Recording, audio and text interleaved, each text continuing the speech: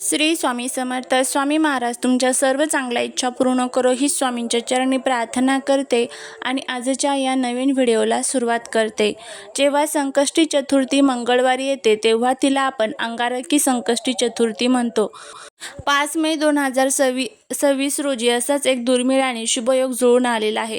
आजच्या या व्हिडिओमध्ये आपण पाहणार आहोत 5 मे रोजच्या अंगारकी संकष्टी चतुर्थीचे महत्त्व, पूजाविधी आणि सर्वात महत्त्वाचे या दिवशी आपल्याला या ज्या काही 3 भाज्या आहेत त्या चुकूनही खायच्या नाही. त्याचबरोबर या दिवशी एक अतिशय प्रभावी असा उपाय देखील आपल्याला करायचा आहे आणि या दिवशी काय करावे काय करू नये या संदर्भाची संपूर्ण माहिती या आजच्या व्हिडिओमध्ये मी तुमच्यासोबत शेअर करणार आहे. त्यामुळे व्हिडिओ हा स्किप न करता शेवटपर्यंत पहा.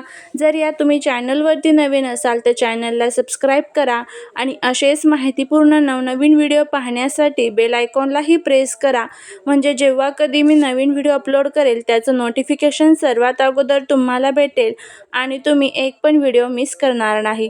त्याचबरोबर कमेंटमध्ये ओम गण गणपते नमः लिहायला अजिबात विसरू नका. अंगारकी चतुर्थीचं महत्त्व अनन्यसाधारण आहे. असे मानले जाते की या दिवशी व्रत केल्याने वर्षभरातील सर्व संकष्टी चतुर्थीचे पुण्य मिळते. भगवान गणेशाने मंगळदेवाला दिलेल्या वरदानांमुळे या दिवसाला विशेष शक्ती प्राप्त झाली आहे. ज्याच्या कुंडलीत मंगळ दोष आहे किंवा ज्याच्या कामात सतत अडथळे येतात त्यांच्यासाठी हा दिवस खूप फलदायी ठरत असतो. संकष्टी चतुर्थीचे व्रत हे चंद्रदर्शनाशिवाय पूर्ण होत नाही. 5 मे 2026 रोजची चंद्रोदयाची अंदाजे वेळ आपण बघूया. तर बघा, चंद्रोदय हा या दिवशी रात्री 9:55 होणार आहे. तर या कालावधीमध्ये आपल्याला उपवास सोडायचा असतो.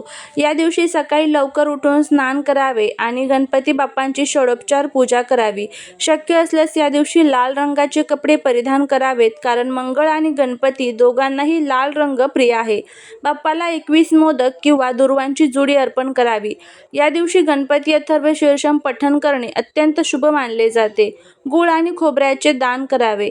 जर तुमचे एखादे काम अनेक दिवसापासून रखडलेले असेल तर या दिवशी गणपतीसमोर तुपाचा दिवा लावून संकटनाशन गणेश स्तोत्र म्हणावे. यामुळे तुमची सर्व संकटे बाप्पा दूर करतात.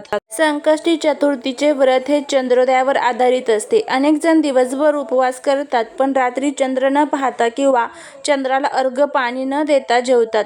असे केल्याने व्रताचे पूर्ण फळ मिळत नाही. चंद्रोदयानंतरच उपवास सोडावा. या दिवशी घरामध्ये चुकूनही मांसाहार करू नये. केवळ उपवास करणाऱ्यानेच नाही तर घरातील इतर सदस्यांनी या दिवशी सात्विक आहार पाळावा, कारण अंगारकी ही बाप्पाच्या उपासनेचा पवित्र दिवस आहे. गणपती बाप्पांच्या पूजेत सर्वात मोठी चूक म्हणजे त्यांना तुळशी पाणी अर्पण करणे. पौराणिक कथेनुसार बाप्पाला तुळस वर्ज्य आहे. पूजेत केवळ दुर्वा वापराव्यात. तुळस कधीही बाप्पाला वाहू नये. अंगारकी चतुर्थी मंगळवारी येते. मंगळ हा अग्नितत्वाचा आणि रागाचा कारक मानला जातो. या दिवशी कोणावरही चिडचिड करणे, कोणाचा अपमान करणे किंवा घरामध्ये भांडण करणे टाळावे. यामुळे घरातील सकारात्मक ऊर्जा नष्ट होते. बाप्पाला दुर्वा वाहताना त्या कोमजलेल्या किंवा अशुद्ध असू नयेत. तसेच दुर्वा नेहमी विषम संख्येत अर्पण कराव्यात. रस्त्यावर कुठेही पडलेल्या दुर्वा पायाखाली येणार नाहीत याची काळजी घ्यावी. अंगारकी चतुर्थी हा संयमाचा दिवस आहे. या दिवशी शारीरिक आणि मानसिक शुद्धता राखणे गरजेचे आहे. त्यामुळे ब्रह्मचर्याचे पालन करावे. या दिवशी जर तुमच्या दाराशी कोणी गरजू व्यक्ती आली तर तिला रिकामे हाती पाठवू नका. शक्य असल्यास अन्न किंवा गुळ खोबऱ्याचे दान नक्की करा. धनप्राप्तीमध्ये येणारे अडथळे दूर करण्यासाठी या दिवशी गणपती बाप्पाला 21 गुळाचे खडे आणि 21 दुर्वाची जोडी अर्पण करावी. अर्पण करताना ओम गण गणपते नमः या मंत्राचा जप करावा. यामुळे कर्जातून मुक्ती मिळते आणि पैशांचे मार्ग मोकळे होतात. मंगळवार आणि अंगारकी योग आल्याने बाप्पाला शेंदूर अत्यंत प्रिय असतो. बाप्पाच्या कपाळावरील शेंदूर स्वतःच्या कपाळावर लावावा. यामुळे मंगळ दोष कमी होतो आणि व्यवसायात आणि नोकरीत धनवृद्धी होते. जर तुम्हाला सतत आर्थिक नुकसान होत असेल तर या दिवशी चंद्रोदयापूर्वी 3 वेळा संकटनाशन गणेश स्तोत्राचे पठण करावे. हे स्तोत्र पठण केल्याने दारिद्र्य दूर होते आणि स्थिर लक्ष्मीचा वास घरात राहतो. धनप्राप्तीसाठी शमीचे रोप किंवा त्याची पाने बाप्पाला अर्पण करणे खूप शुभ असते. शमी ही समृद्धीचे प्रतीक मानली जाते. शमी शमयते पापम असे म्हटले जाते, ज्यामुळे आर्थिक पापातून सुटका होते. अंगारकी चतुर्थीला मंगळ ग्रहाचे प्राबल्य असते, त्यामुळे या दिवशी गरजू व्यक्तीला लाल मसूर, लाल कापड किंवा गूळ दान करावा. हे दान केल्याने तुमची आर्थिक प्रगती वेगाने होऊ लागते. ज्यांचा स्वतःचा व्यवसाय आहे त्यांनी या दिवशी एका तांब्याच्या कलशात पाणी भरून त्यात थोडे लाल चंदन टाकावे आणि ते बाप्पाच्या मूर्तीवर ठेवावे. चंद्रोदयानंतर हे पाणी घराच्या किंवा दुकानाच्या मुख्य प्रवेशद्वारावर शिंपडावे. यामुळे नकारात्मक ऊर्जा दूर होऊन धन आकर्षित होते. हे छोटे छोटे उपाय सुद्धा तुम्ही या दिवशी करू शकता. त्याचबरोबर या दिवशी आपल्याला एक अतिशय प्रभावी असा उपाय करायचा आहे, तो म्हणजे या अंगारकी संकष्टी चतुर्थीच्या दिवशी आपल्याला घरामध्ये या झाडाचं एक पान जे आहे तर ते घेऊन यायचं आहे. यामुळे काय होईल तर शत्रू तुमच्यासमोर लोटांगण घालेल, कितीही कठीण इच्छा पूर्ण होईल, घरातील सर्व दुःख, दारिद्र्य, दोष, अडचणी सर्व दूर होतील, अखंड लक्ष्मी प्राप्ती होईल. असा हा प्रभावी उपाय आपल्याला करायचा आहे. आता हा उपाय कसा करायचा, कोणत्या वेळेत करायचा, याबद्दलची संपूर्ण माहिती आपण घेणार आहोत. त्यामुळे जर व्हिडिओ आवडला तर कमेंटमध्ये ओम गण गणपते नमः लिहायला अजिबात विसरू नका. बघा, आपल्या अवतीभोवती अनेक प्रकारची झाडझुडपं असतात आणि त्या झाडाझुडपांमध्ये दैवी शक्ती असतात आणि या दैवी शक्तीचा फायदा आपल्याला अशा पद्धतीने होतो की आपल्या आजूबाजूची जी काही निगेटिव्ह एनर्जी आहे ना तर ती सर्व नष्ट होत असते.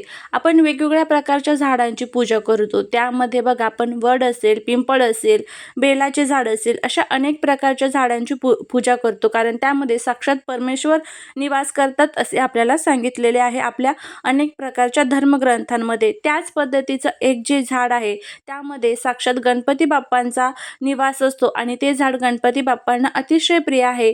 या झाडाची आपण जर अंगारकी संकष्टी चतुर्थीच्या दिवशी पूजा केली आणि हे झाड जर आपण त्याची पानं आपण गणपती बाप्पांना अर्पण केली तर सर्व आपल्या ज्या काही कठीणातील कठीण इच्छा आहेत तर त्या सर्व आपल्या पूर्ण होताना आपल्याला दिसून येईल.